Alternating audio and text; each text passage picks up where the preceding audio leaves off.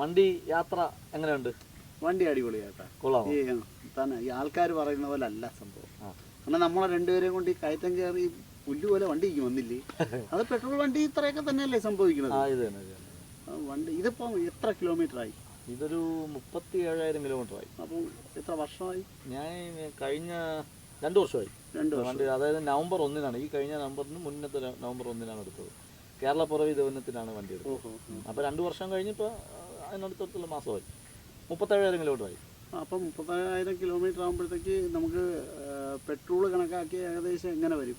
37,000-ൻ്റെ ഒരു ഡബിൾ ആകുമ്പോൾ തന്നെ 60,000-74,000 രൂപയായി. പിന്നെ അതിൻ്റെ ഒരു 10-20 രൂപ മെയിൻ്റനൻസും എല്ലാം കൂടെ ചേർത്ത് പെട്രോൾ ആണെങ്കിൽ ഏകദേശം ഓൾമോസ്റ്റ് 1,00,000 രൂപയ്ക്ക് അടുപ്പിച്ചിട്ട് നമുക്ക് പെട്രോൾ വാഹനമാണ് ഞാൻ ഈ കാലയളവിൽ എടുത്തിരുന്നത് എങ്കിൽ ഇത്രയും കിലോമീറ്റർ ഓടിയിരുന്നെങ്കിൽ എനിക്ക് ചിലവാകുമായിരുന്നു. കാര്യം തിരിച്ച് കിട്ടാത്ത ചിലവാകും. പെട്രോൾ നമ്മൾ അടിച്ച് മനസ്സിലായി. ഇതിപ്പോൾ നമുക്ക് അങ്ങനെയില്ല. എന്ന് പറഞ്ഞാൽ ഒരു വണ്ടി വാങ്ങിച്ച് ഇപ്പോൾ ഈ പറഞ്ഞ പോലെ നിങ്ങൾ പറഞ്ഞ പോലെ ഇവർ പറഞ്ഞ ഗ്യാരണ്ടി ടൈം വരെ ഓടിയിട്ട് വിട്ടാലും നമുക്ക് നഷ്ടം വരാൻ സത്യത്തിൽ ഒന്നുമില്ല. വാഹനം ഇലക്ട്രിക് വാഹനം എടുക്കുന്നവരോട് എനിക്ക് പറയാനുള്ള ഒറ്റ കാര്യമുള്ളൂ, വീട്ടിൽ കൊണ്ടുവന്ന് വെച്ചുകൊണ്ട് ഇരിക്കരുത്. അവർ പറയുന്ന സമയത്തിനുള്ളിൽ നമ്മൾ ആ വണ്ടി റണ്ണിങ് ആയിരിക്കണം, നമ്മൾ ഓടണം. നമ്മൾ ആവശ്യങ്ങൾക്കുള്ളവർ മാത്രമേ ഇലക്ട്രിക് വാഹനം എടുക്കാവൂ. ഒരു ദിവസം ശരാശരി എത്ര കിലോമീറ്റർ? ഒരു 30-40 കിലോമീറ്ററെങ്കിലും ഓടാനുള്ള ഒരാളെ ഇലക്ട്രിക് വാഹനം എടുത്തിട്ട് ഉപയോഗമുള്ളൂ. കാരണം എന്ന് പറഞ്ഞാൽ അവർ 5 വർഷത്തേക്ക് 50,000 കിലോമീറ്റർ അല്ലെങ്കിൽ 3 വർഷത്തേക്ക് 50,000 കിലോമീറ്റർ, ഓരോ കമ്പനിക്കും ഓരോ ഇതാണ്. അതിനുള്ളിൽ നമ്മൾ കൊടുക്കുന്ന പൈസയ്ക്ക് പെട്രോൾ അടിച്ച് കളയുന്ന ആ പൈസ ഇതിനകത്ത് നമ്മൾ ഓടി തീർക്കണമെന്നുള്ളതാണ്. പിന്നെ ബാക്കി എന്ത് സംഭവിച്ചാലും നമ്മളെ സംബന്ധിച്ചിടത്തോളം നമ്മളത് വറിയിടാവേണ്ട കാര്യമില്ല. അത് ലാഭം തന്നെയാണ് സത്യത്തിൽ കണക്കാക്കി അല്ലേ? അത് വെച്ച് നോക്കണമെങ്കിൽ ലാഭമാണ്. ഇതിപ്പോൾ ഉദാഹരണത്തിന് ഞാൻ എടുത്ത അതേ ദിവസം ഒരാൾ പെട്രോൾ വാഹനം എടുത്തു എന്ന് നോക്കിയാൽ അദ്ദേഹവും ഞാനും തമ്മിലുള്ള വ്യത്യാസം എന്ന് പറഞ്ഞാൽ അദ്ദേഹത്തിന് 37,000 കിലോമീറ്റർ ഓടുന്നെങ്കിൽ ഞാൻ ഈ പറഞ്ഞ രീതിയിലുള്ളൊരു എമൗണ്ട് ഒരിക്കലും തിരിച്ചു വരാതെ പോയി കഴിഞ്ഞു. എന്നെ സംബന്ധിച്ചിടത്തോളം ഈ 37,000 കിലോമീറ്റർ കഴിയുമ്പോൾ ഈ വാഹനത്തിൻ്റെ ഞാൻ മുടക്കിയ പൈസ എൻ്റെ കയ്യിലോട്ട് വരികയാണ്. ഈ 50,000 കിലോമീറ്റർ ഓടുമ്പോഴത്തേക്കും സ്വാഭാവികമായിട്ട് ഞാൻ മുടക്കിയ തുക മുഴുവനായിട്ട് എനിക്ക് വസൂലായി. അതേ സ്ഥലത്ത് മറ്റൊരു വാഹനം പെട്രോൾ വാഹനം എടുക്കുന്ന ഒരാളിനെ സംബന്ധിച്ചിടത്തോളം അദ്ദേഹം പെട്രോൾ അടിച്ച് മാത്രം ഈ പൈസ കളയുകയാണ്. ലോസാണ് എന്ന് പറഞ്ഞാൽ അദ്ദേഹത്തിനൊന്നും തിരിച്ചു കിട്ടാനില്ല. ഞാനെന്ന് പറഞ്ഞാൽ അടച്ചു തരുമ്പോഴത്തേക്ക് ഈ വണ്ടി എന്ന് പറഞ്ഞ സാധനം നമുക്ക് സ്വന്തമാകും. പിന്നെ ഉള്ളത് നമുക്ക് എത്ര കിലോമീറ്റർ ഓടിയാലും നമുക്ക് ലാഭമാണ് എന്നുള്ളതാണ്. അപ്പോൾ അതുകൊണ്ട് ഇലക്ട്രിക് വാഹനം എടുക്കുന്നത് കൊണ്ട് ബ്രാൻഡഡ് കമ്പനികളുടെ അല്ലെങ്കിൽ നമുക്ക് വിശ്വാസയോഗ്യമായ കഴിവ് തെളിയിച്ച കമ്പനികളുടെ വാഹനങ്ങൾ എടുക്കുന്നത് എന്തുകൊണ്ടും നല്ലതാണെന്നാണ് എൻ്റെ അഭിപ്രായം. അല്ല, കഴിവ് തെളിയിച്ചെന്ന് പറഞ്ഞാൽ TVS ആദ്യമായിട്ടാണ് ഇങ്ങനെ ഒരു സാധനം ഇറക്കി. അത് ഇത്ര ധൈര്യത്തോടെ നിങ്ങൾ എങ്ങനെ എടുത്തു?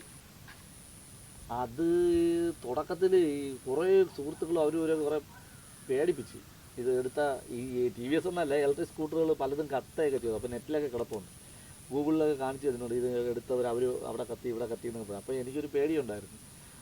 പിന്നെ നമുക്കൊരു വിശ്വാസം എന്ന് പറഞ്ഞ സാധനം, ബ്രാൻഡഡ് എന്ന് പറഞ്ഞൊരു വിശ്വാസമാണ്.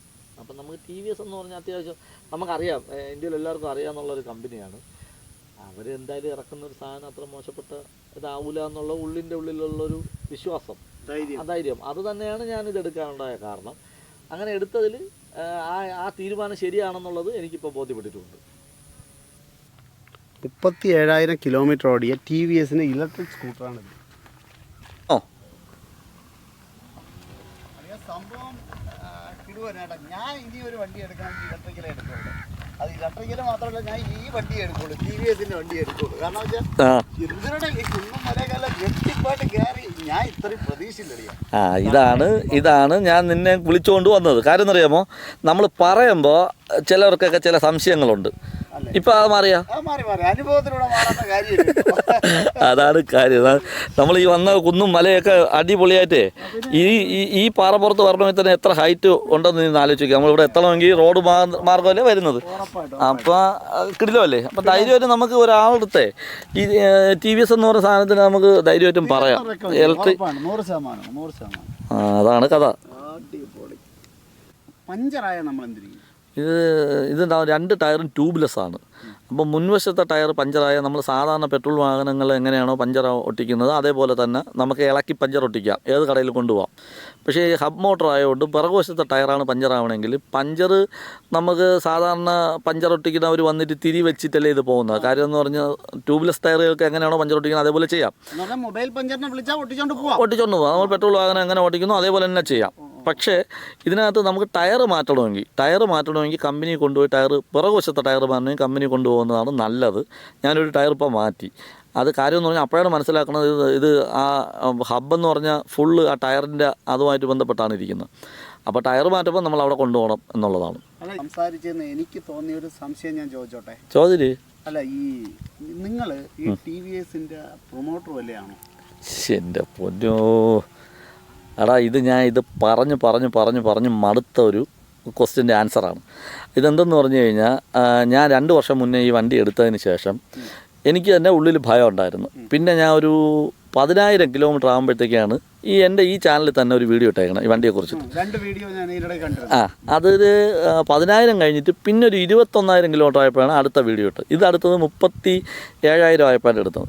അത് എന്തുകൊണ്ടാണ് ഇത്രയും കാലതാമസം എടുത്തതെന്ന് ചോദിച്ചു കഴിഞ്ഞാൽ എനിക്കൊരു ഉറപ്പ് വേണം ഈ വണ്ടി എങ്ങനെയാണെന്ന് മറ്റുള്ളവരടുത്ത് പ്രസൻറ്റ് ചെയ്യുമ്പോൾ. കാരണം നമ്മൾ കുടുംബമായിട്ട് ജീവിക്കുന്നുണ്ട്. നീ പറഞ്ഞ കണക്ക് വല്ലവനും നമ്മൾ വാക്ക് കേട്ടുകൊണ്ട് പോയി വണ്ടി എടുത്തുകൊണ്ട് വന്നിട്ട് എന്തെങ്കിലും പറ്റിയിട്ട് വന്നേടാ നീ പറഞ്ഞാണെന്നും പറഞ്ഞ് വന്നാൽ നമ്മൾ കാര്യം തീരുമാനമായി പോകും. അപ്പോൾ അതുകൊണ്ട് തന്നെ ഞാൻ വളരെ സൂക്ഷിച്ചും നമുക്ക് ഇഷ്ടപ്പെട്ടും ആയിട്ടാണ് ഇത് ചർച്ച ചെയ്തിരിക്കുന്നത്. ഇത് തീരുമാനം എടുത്ത് മറുപടികൾ പറയുന്നത്. ഇതിൻ്റെ വേറൊരു കാര്യം ഒന്നെന്ന് പറഞ്ഞു കഴിഞ്ഞാൽ എൻ്റെ ഒരു സ്വഭാവം എന്ന് വെച്ചാൽ നമ്മൾ എല്ലാ മലയാളികൾക്കും ഉള്ളത് തന്നെ എല്ലാവർക്കും ഉള്ളത് തന്നെ നമുക്ക് ഇഷ്ടപ്പെട്ട ഒരു സാധനം നമ്മൾ വേറെ ഒരാളുടെ അടുത്ത് പറയും. ഒരു സിനിമ കണ്ടാൽ നമ്മൾ പറയത്തില്ല വേറെ ഒരാളുടെ അടുത്ത് അവിടെ നല്ല സിനിമ ആളിയെ പോയി കാണാമെന്ന് പറയും. ഒരു ഹോട്ടലിൽ കയറി ഭക്ഷണം കഴിച്ചാലും നമ്മൾ എന്ത് പറയും? നല്ല ഫുഡ് പോയി കഴിക്കാൻ പറയും. അതേപോലെ ഞാൻ എടുത്ത ഒരു പുതിയൊരു സംരംഭമാണ്. ഞാൻ ഈ ഇലക്ട്രിക് വാഹനം എടുക്കുന്നതിന് മുന്നേ ഒരുപാട് സംശയങ്ങളും കാര്യങ്ങളും എനിക്കുണ്ടായിരുന്നു. അപ്പോൾ അന്നും ഇത് 2 വർഷം മുന്നേ ഒന്നും ഇത് അത്ര വലിയ ഇതല്ല, പ്രചാരത്തില്ല. അപ്പോൾ എന്തുകൊണ്ട് എനിക്ക് അറിയാത്തത് കൊണ്ട് ഇപ്പോൾ എനിക്ക് അത് കൃത്യമായിട്ടും ഒരാളുടെ അടുത്ത് സജക്റ്റ് ചെയ്യാം. മനസ്സിലായില്ല, നിങ്ങളിത് കൊള്ളാം കുഴപ്പമില്ല എന്ന് പറയാൻ പറ്റും എന്നുള്ള കണ്ടീഷൻ. ഞാൻ എന്തായാലും അവരുടെ ശമ്പളം വാങ്ങിച്ചിരിക്കുന്ന ആളല്ല കേട്ടോ.